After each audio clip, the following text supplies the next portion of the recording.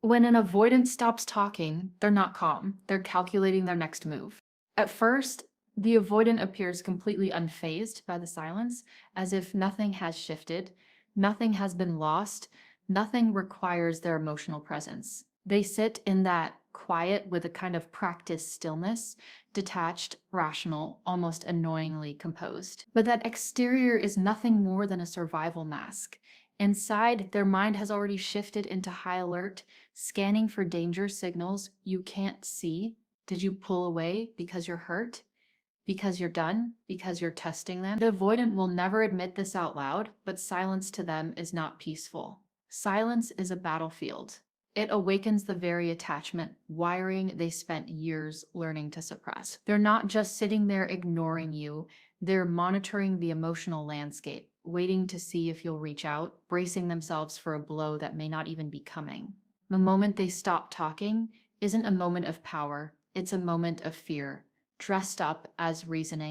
They convince themselves that distance is the safest choice, that space keeps them from saying the wrong thing, hurting you further, or exposing emotions they don't know how to regulate. In their mind, retreat equals control. But what they call logic is actually panic wearing armor. It's their nervous system firing warnings faster than their mind can translate them. They withdraw not because they don't care, but because caring overwhelms them. This is the part people rarely understand. The avoidant silence is not freedom. It is overwhelm. It is overstimulation. It is the internal chaos that forces them into shutdown mode. And when they pull back, they expect you to keep the emotional current flowing. They're used to you being the one who bridges the gap, soothes the tension, and restores the connection. They've relied on that rhythm, even if they pretend not to. Avoidants navigate relationships with one emotional foot out the door, not because they want to leave, but because they need escape routes to feel safe. So when they go quiet, they fully expect you to eventually break the silence. They anticipate your reach out, your reassurance, your familiar pattern of keeping things from falling apart. But if you don't, if your silence meets theirs, that's when the real psychological unraveling begins. Because suddenly their distance doesn't feel like strategy anymore. It feels like loss. The quiet becomes too loud. The space becomes too wide. The safety they thought they gained starts to feel like abandonment. And their mind begins questioning the very decision they believed would protect them. Avoidance don't run because they want you gone. They run because they don't know how to stay without feeling exposed. Yet the moment your absence stretches longer than they expected, the truth hits: their silence never kept them safe. It only highlighted how deeply they feared losing someone who actually saw them. And that realization, it's the one thing their walls were never built to handle. The moment you also go silent, the avoidant starts hearing themselves for the first time. Avoidants rely on your emotional initiative far more than they will ever acknowledge. Your warmth, your check-ins, your consistent presence. Those moments when you reach out, not because you must, but because connection matters to you, become their unspoken security system. They depend on it without ever saying it out loud. It's not that they want you to carry the emotional weight, but they've become so conditioned to suppress their own needs that your steady presence fills the gaps in their internal world. They regulate through you, but quietly, indirectly, without drawing attention to the fact that your emotional energy is the very thing that makes intimacy feel survivable to them. They don't consciously think, I need them to reach out. Instead, they trust the pattern. They withdraw. You understand, they go silent. You hold the door open. They avoid. You stay present. This rhythm becomes their hidden comfort zone. But when you remove that energy too, when you match their silence with silence, not as a punishment, but as a boundary, their internal system loses its anchor. That's when the dynamic shifts entirely.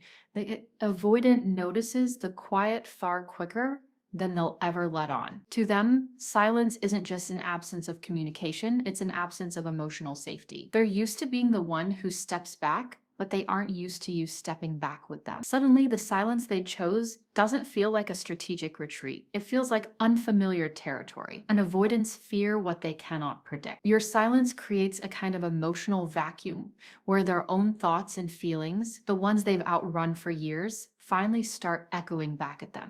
At first, it hits them as subtle discomfort, an unsettled feeling in their chest, a tension they can't quite name. They tell themselves they're fine, that they needed the space anyway, that this distance is good for them. But underneath that rationalization is the exact discomfort they've tried to escape their whole lives. Avoidants don't like hearing themselves, not emotionally. When their internal world gets too loud, their instinct is always to shut it down, run from it, distract themselves, or retreat even further. Yet your silence forces the volume up. There is no external reassurance to drown it out. No message from you to soothe the invisible fear that maybe this time you won't be the one who breaks the distance.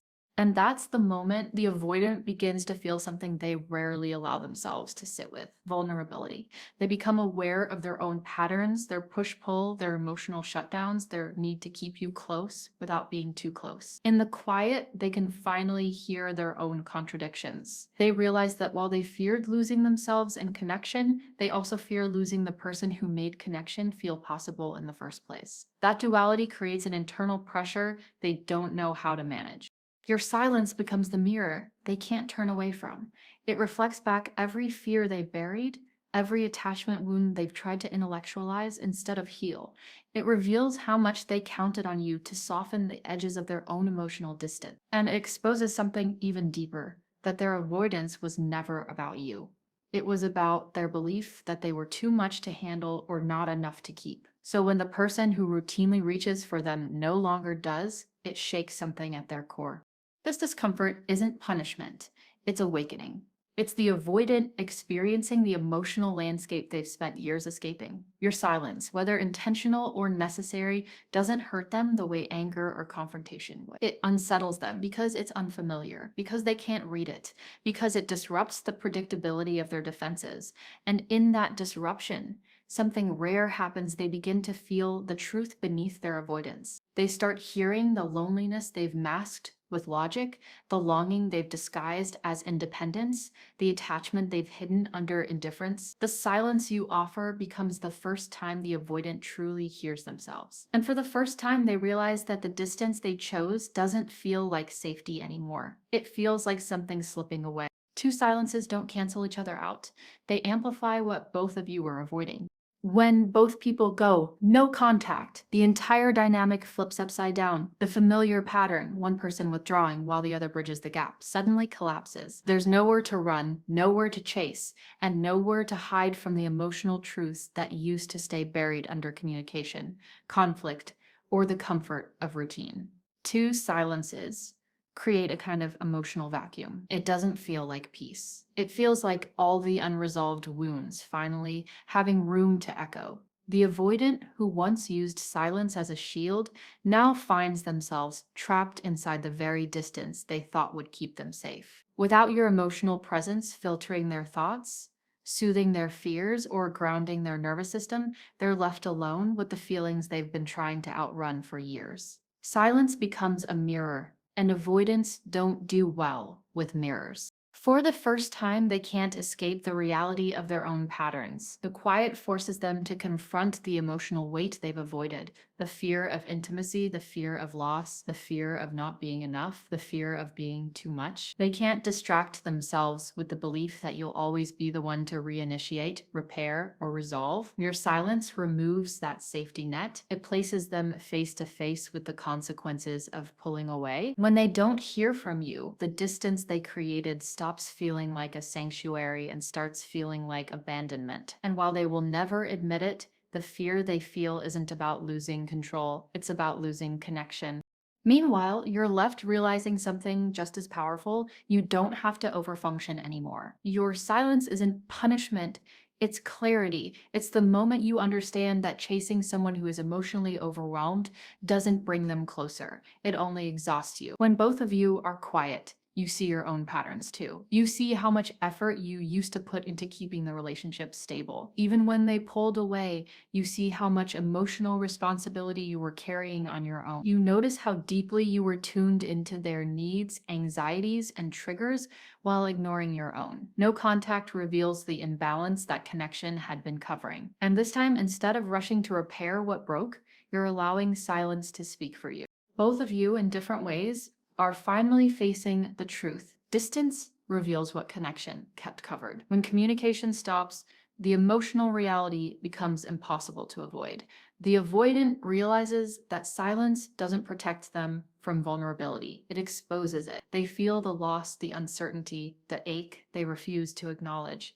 They realize that the comfort they felt with you wasn't replaceable, and the connection you shared wasn't something they could detach from without consequence. They feel the weight of everything they never said, everything they dismissed, everything they took for granted. And you see something too. You see your strength. You see that love shouldn't require self abandonment. You see that the relationship can't be sustained by one person's emotional labor. You see that silence isn't always rejection. Sometimes it's revelation. You learn that distance can bring clarity you couldn't find while trying to fix what someone else was afraid to feel. Two silences don't end the story, they rewrite it. They strip away the illusions and force both hearts to stand bare. The avoidant is left wondering if they pushed too far. You're left realizing you don't have to keep pulling everything together. And in that mutual stillness, something rare happens. The truth emerges. Not the sanitized version you both told yourselves while trying to maintain the relationship, but the real truth, the one that only distance can uncover. Sometimes silence destroys connection, but sometimes silence finally shows both people what the connection truly meant. Your silence forces the avoidant to confront the one fear they never admit, losing someone who actually understood them. Avoidants don't fear intimacy the way people assume they do. They fear misattuned intimacy, closeness that feels overwhelming, unpredictable, or unsafe. But with you, it wasn't like that. You didn't suffocate them, pressure them, or force them to open up before they were ready. You read between their pauses. You understood their quiet. You gave them emotional room instead of demanding emotional performance. That level of attunement is rare for them, painfully rare. It's why they felt more comfortable with you than with anyone else. Even if they never said so, you saw them in ways they didn't know how to articulate. You recognized their withdrawal as fear, not indifference. You understood their distance as overwhelm, not rejection. And because of that, a part of them trusted you more than they trusted their own instinct to self-protect. But when you go quiet too, when your silence suddenly mirrors theirs, something shifts in their internal world. They know instantly this isn't a game. It's not manipulation. It's not you trying to punish them or make a point. It's a shift in your energy. And avoidants feel energetic shifts more deeply than they respond to words. Words they can dismiss, actions they can rationalize, but energetic silence, the emotional withdrawal of someone who once understood them, lands differently. It hits a part of their nervous system that logic can't soothe. They feel it as a loss before they can name it as fear. They feel it as emptiness before they recognize it as consequence. Your silence becomes the signal that something foundational has changed. Suddenly, they aren't the only one retreating. The emotional safety they quietly depended on is no longer present. The door they always assumed would stay open behind them no longer feels guaranteed. And for the first time, the avoidant is confronted with the one fear they've buried under years of emotional shutdown. The fear of losing someone who made them feel understood without being invaded. Avoidants are used to people misunderstanding them, reacting too strongly, pushing too hard, or becoming hurt when they pull back. That pattern is familiar, even tolerable, because it reinforces their belief that closeness leads to chaos. But you didn't do that. You gave them space without withdrawing love. You gave them understanding without pressure. You gave them acceptance without condition. And because of that, losing you doesn't feel like losing just another person. It feels like losing the one place where they could exist without defending themselves. So when your silence enters the picture, their internal world doesn't know where to place it. They can't file it away as conflict. They can't blame it on emotional demands. They can't dismiss it as someone overreacting to their withdrawal. Your quiet feels intentional and grounded, not reactive. It feels like a boundary, not an attack. And this terrifies the avoidant in a way your words never could. They start to feel the weight of everything they didn't say, everything they avoided feeling, everything they took for granted. They realize that your presence wasn't something they could rely on without participating in the connection themselves. Your silence forces them to face the truth they've been running from. You weren't asking for too much, they were giving too little. You weren't emotionally intense. You were emotionally present. You weren't misattuned. You were the one person who finally met them where they were without pushing them past their edge. And now that presence is gone. Not out of anger, not out of exhaustion, but out of self respect. That difference is everything. Avoidants don't respond to ultimatums. They respond to the quiet that comes after someone has finally chosen themselves. And in that quiet, they begin to feel the fear their avoidance was built to protect, the fear of losing the person who understood them better than they ever understood themselves. Once an avoidant feels the real possibility of losing you, that's when their walls stop feeling safe. Their self protective bubble, the one they've lived inside for years, suddenly doesn't feel like protection anymore. It starts to feel like a trap. Not hearing from you is relaxing for the first 24 hours. They tell themselves they needed space, that the silence is soothing, that they finally have room to breathe without emotional pressure. They convince themselves that distance is clarity, that this is the part where they regain emotional control. But then, quietly, almost imperceptibly, the cracks begin to form. The silence stretches a little too long. The space starts to feel a little too empty. And then the intrusive thoughts creep in. Did they move on? Are they actually done this time? What if they never text again? These questions don't appear all at once.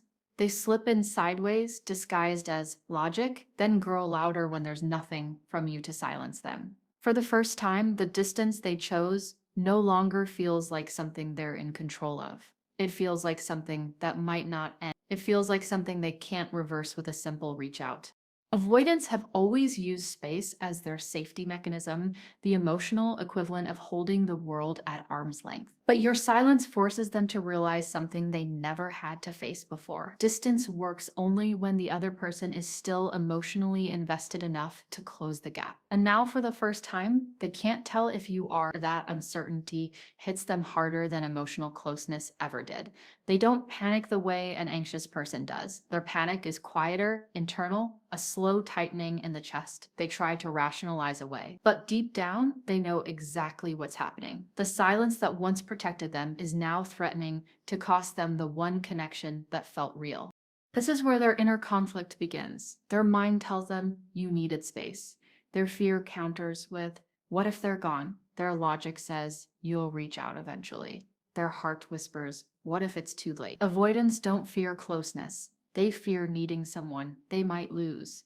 And your silence exposes that fear in a way words never could. It reveals how emotionally invested they actually were, even if they acted detached. It shows them how much comfort they secretly took in your consistency. It exposes the illusion that their independence protected them from heartbreak. For the first time, they feel abandonment, not because you abandoned them, but because they abandoned connection long enough for you to protect yourself. And that realization hits them in a place far deeper than guilt. It touches the raw, unspoken part of them that has always believed love will leave anyway. Their walls, once comforting, now feel suffocating. Their defenses, once necessary, now feel like barriers against someone who is never trying to hurt them. And in that moment, they finally understand the real danger was never intimacy. The real danger was pushing away the one person who would have stayed.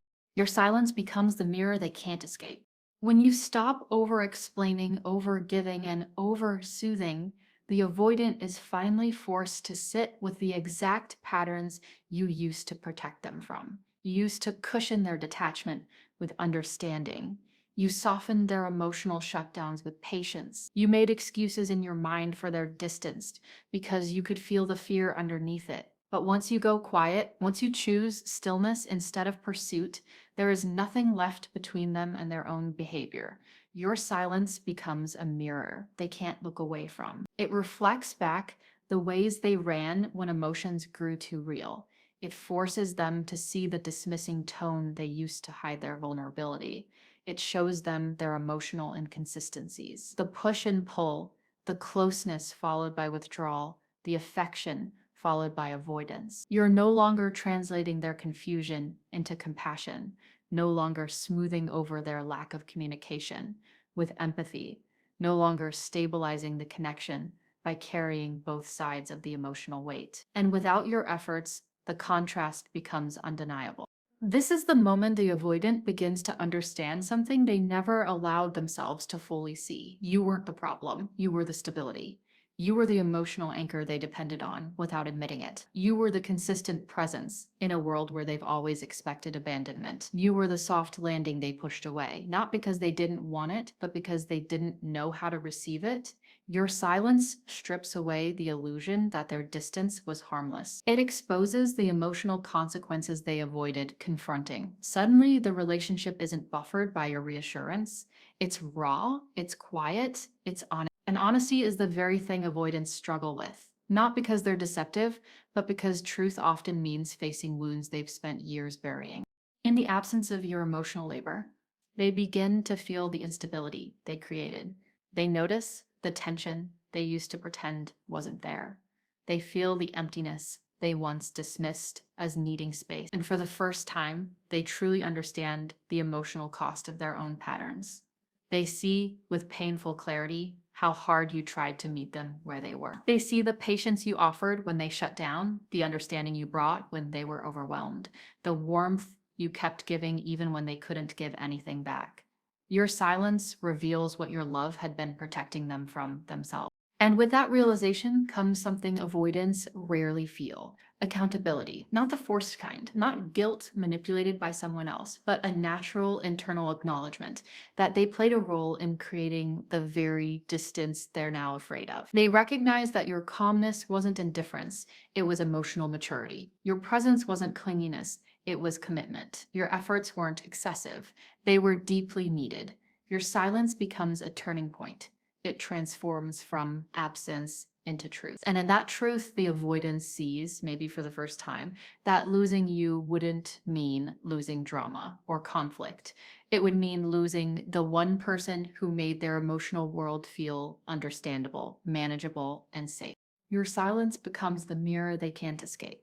When you stop over-explaining, over-giving, and over-soothing, something subtle yet powerful shifts in the dynamic. The avoidant suddenly has no emotional buffer left to hide behind. All the behaviors you used to quietly absorb, reinterpret, or soften are now exposed in full, unfiltered clarity. You're not cushioning their withdrawal with compassion. You're not smoothing out the emotional rough edges. You're not stepping in to stabilize the connection the moment they destabilize it. And without that protective layer of your understanding, they are finally confronted with the raw truth of their own patterns. For the first time, they can see they're running for what it actually is: not strength, not independence, not emotional discipline, but fear dressed as distance. They see their dismissiveness, the way they minimized feelings, brushed off intimacy, or acted like they didn't care, not as practicality, but as the armor they used to avoid vulnerability. They see their emotional inconsistencies, the closeness that suddenly vanished,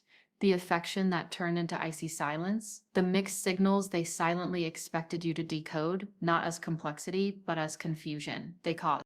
Your silence, unlike their silence, isn't a shield. It's a reflection. It forces them to see themselves the way you've quietly seen them for months, maybe years. There's no chaos for them to blame, no emotional pressure for them to avoid, no conversation for them to retreat from. Just the quiet truth that you were the one holding most of the emotional weight, and they were the ones slipping through your hands while pretending everything was fine. This moment, this stillness becomes the emotional reality check they never expected. The avoidant doesn't like looking inward. Their instinct is always to outrun, outthink, or outdistance their own feelings. But your silence removes every escape route. The absence of your voice creates an internal echo chamber where their own choices, reactions, and fears come back to them louder than ever. It's in this space that they begin to realize something they've resisted, acknowledging: you weren't the problem, you are the stability. You weren't the pressure, you were the grounding force. You weren't demanding, you were consistent. You weren't needy, you were nurturing. And your silence finally reveals the truth they used to take for granted. You were the emotional center of the connection, the one person who kept things steady, even when they were pulling away. Once this truth sinks in, the avoidant feels the weight of everything they dismiss. They feel the absence of your warmth. They feel the difference between you creating emotional balance and them creating emotional distance. They feel how deeply your presence once softened their fear. And in that realization, something shifts inside them, not in the dramatic, romanticized way they fear, but in a subtle, undeniable way that can't be ignored. They finally see that your effort wasn't the problem, it was the glue. Your consistency wasn't a burden, it was their safety net. Your love wasn't overwhelming, it was the only thing that kept their emotional world from collapsing in on itself. Your silence becomes the truth they can't outrun. The truth that losing you wouldn't just mean losing a relationship, it would mean losing the only person who made their walls feel unnecessary.